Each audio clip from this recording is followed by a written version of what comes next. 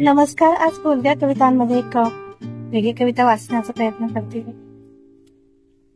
आपल्या आयुष्यात एखादी व्यक्ती असेल तर किती सकारात्मकता त्यातनं निर्माण होऊ शकते आणि आपलं आयुष्य सुखकर आणि समृद्ध होण्यासाठी कशी मदत होऊ शकते हे या कवितेतून व्यक्त करण्याचा प्रयत्न केला आहे. कवितेचं शीर्षक आहे तू आहेस म्हणून. स्वर झाले कोमल मधुर, शब्द झाले मृदू अन आतुर.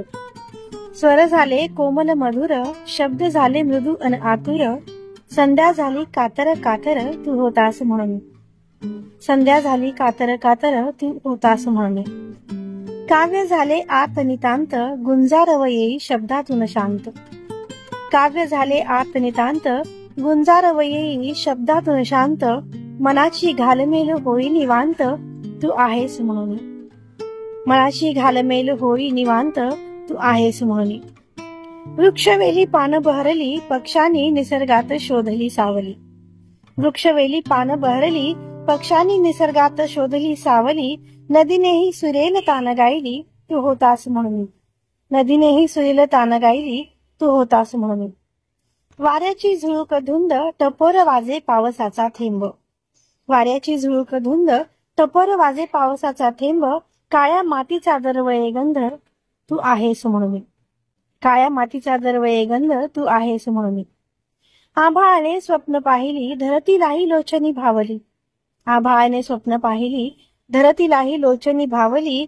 ऋतूंनीही अलगद कूस बदलली, तू आहेस म्हणून. ऋतूंनीही अलगद कूस बदलली, तू आहेस म्हणून.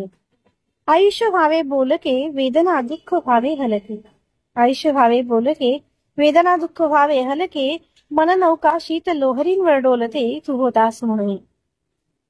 मननौका शीत लहरींवर डोलते, तू होतास म्हणून. होनी माझा साथ दे, हातामध्ये आश्वस्त हात दे.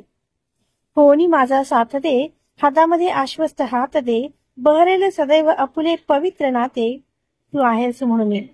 बहरेल सदैव अपुले पवित्र नाते, तू आहेस म्हणून. म्हणजे ती व्यक्ती असण्यामध्ये आपल्याला जी एक जाणीव आपल्यामध्ये निर्माण होते, सकारात्मकता निर्माण होते, ती किती आयुष्यासाठी महत्वाची असते हे या कवितेतनं व्यक्त करण्याचा एक प्रयत्न केला आहे छोटासा. नक्कीच अशाच संवाद साधणाऱ्या कविता आपण ऐकणार आहोत बोलक्या कवितांमधनं.